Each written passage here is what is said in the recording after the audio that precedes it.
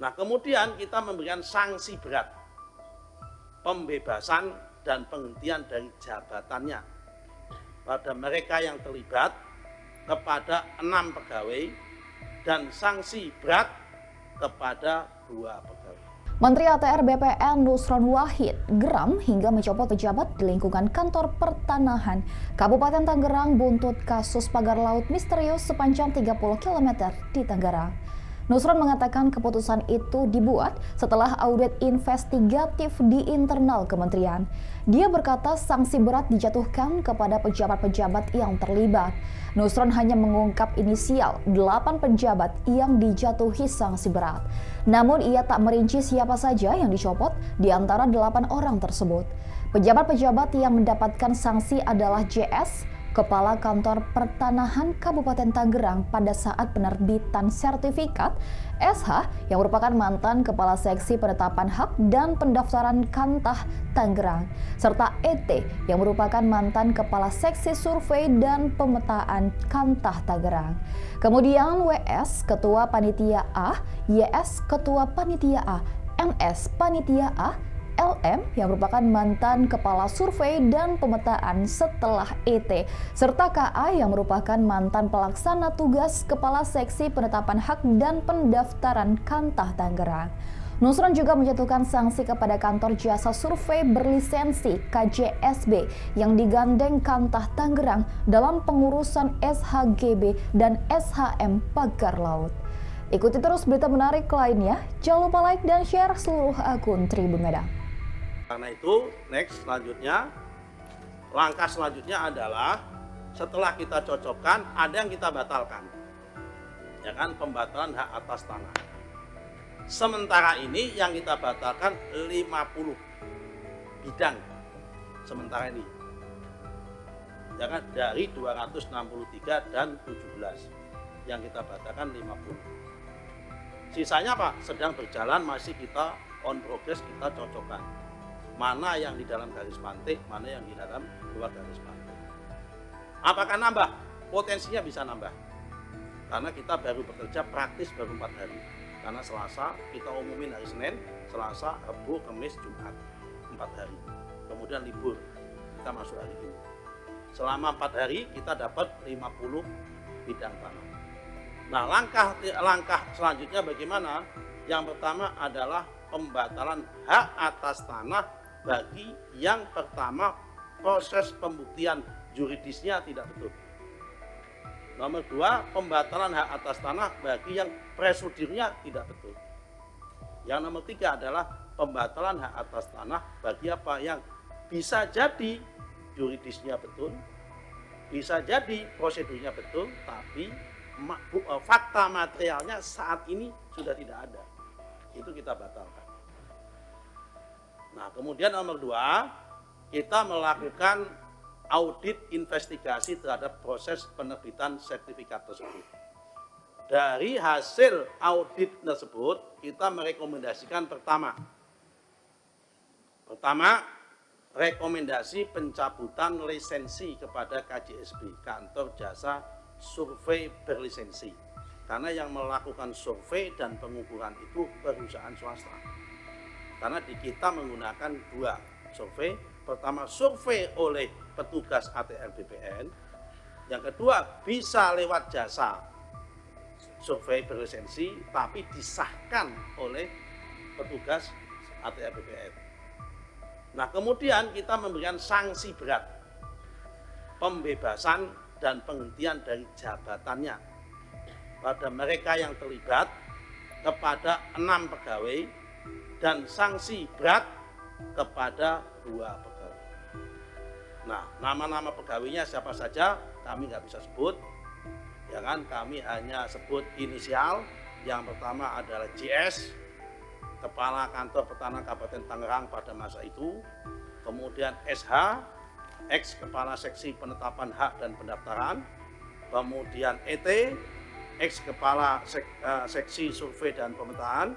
Kemudian WS, Ketua Panitia A, kemudian YS, Ketua Panitia A, kemudian NS, Panitia A, kemudian LM, X, Kepala Survei dan Pemetaan setelah ET, kemudian KA XPLT Kepala Seksi Penetapan Hak dan Pendaftaran. Ini 8 orang ini yang sudah diperiksa oleh inspektorat dan sudah diberikan sanksi oleh inspektorat, tinggal proses peng-SK-an saksinya dan penarikan mereka dari jabatannya tersebut. Lanjut. Nah, berdasarkan Permen ATR BPN nomor 16 tahun 2022 tentang kewenangan penerbitan hak atas tanah, penetapan hak atas tanah atau pembelian, kita itu mengenal dua. Pertama adalah pemberian dalam bentuk konversi dari GIRIK menjadi SHM, sama pemberian hak dari tanah negara menjadi HGU, HGB maupun hak milik. Nah, hampir semua proses yang terjadi ini prosesnya adalah konversi dari GIRIK. Rata-rata GIRIKnya tahun 1982. Jadi ini tidak pemberian hak baru. Ini adalah konversi hak GIRIK. Nah, supaya tidak liar, memang di kita ini mengandung ataupun menganut prinsip full delegasi. Pendelegasian sampai tingkat bawah, wilayah, dan kewenangan pusat. Jadi di sini kami jelaskan hak milik perorangan atas tanah yang luasnya tidak lebih dari 50.000 meter dan tanah non pertanian yang luasnya tidak lebih dari 5.000 meter. Jadi kalau hak milik perorangan, tanah pertanian yang luasnya tidak lebih dari 50.000 meter, 5 hektar, dan tanah non pertanian yang luasnya tidak lebih dari 5 meter, itu 5.000 meter, itu adalah kewenangan mutlak dari kantor pertanahan. Jadi dalam hal ini adalah kewenangan mutlak dari kantor kewenangan Tangerang. Kemudian hak guna bangunan HGB perorangan yang luasnya sampai dengan 10.000 meter atau 1 hektar. Kemudian hak guna bangunan badan hukum yang luasnya sampai dengan 30.000 meter. Nah, kemudian kantor wilayah hak milik perorangan tanah pertanian yang luasnya lebih dari 50.000 meter sampai luas batas maksimum, dan tanah non pertanian yang luasnya antara 5.000 sampai 15.000 meter. Kemudian hak guna bangunan perorangan lebih dari 10.000 meter sampai 20.000 meter. Kemudian 3 hak guna bangunan badan hukum yang luasnya dari 30.000 meter sampai 250.000 meter. Menteri itu ngurusin hak guna bangunan badan hukum yang luasnya di atas 250.000 dan hak milik perorangan yang luasnya non pertanian yang luasnya di atas 15.000 meter dan hak guna bangunan perorangan yang luasnya di atas 20.000 meter. Ini yang ditangani oleh Menteri. Lanjut.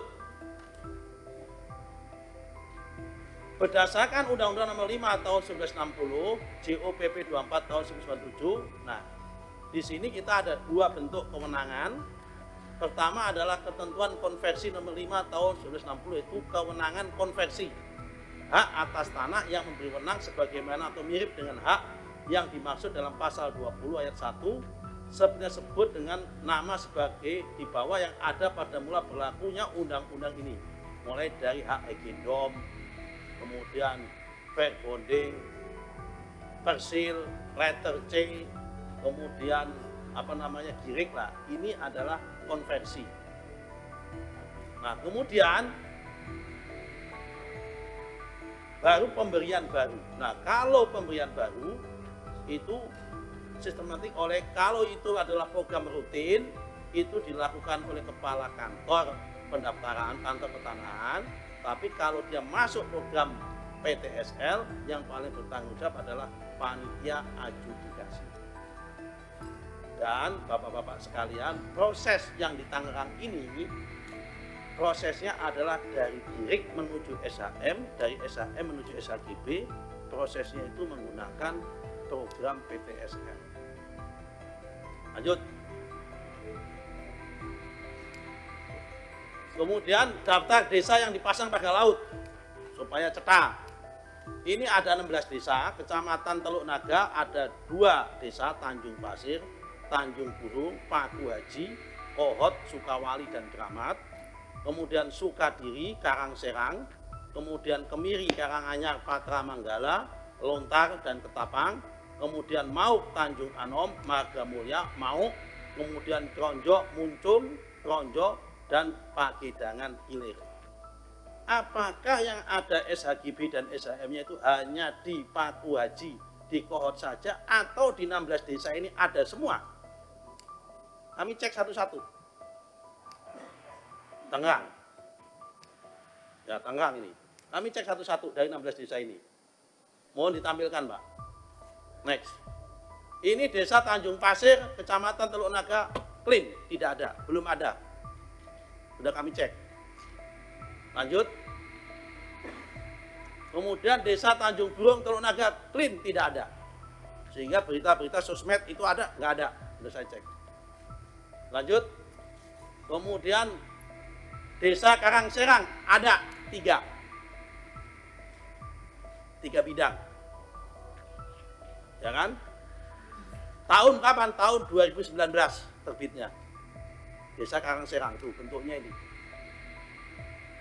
Sekarang diprotes warga karena itu laut dan sudah ditangani oleh Baris Krim setahun yang lalu di Karangserang. Lanjut. Sukawali clear, tidak ada.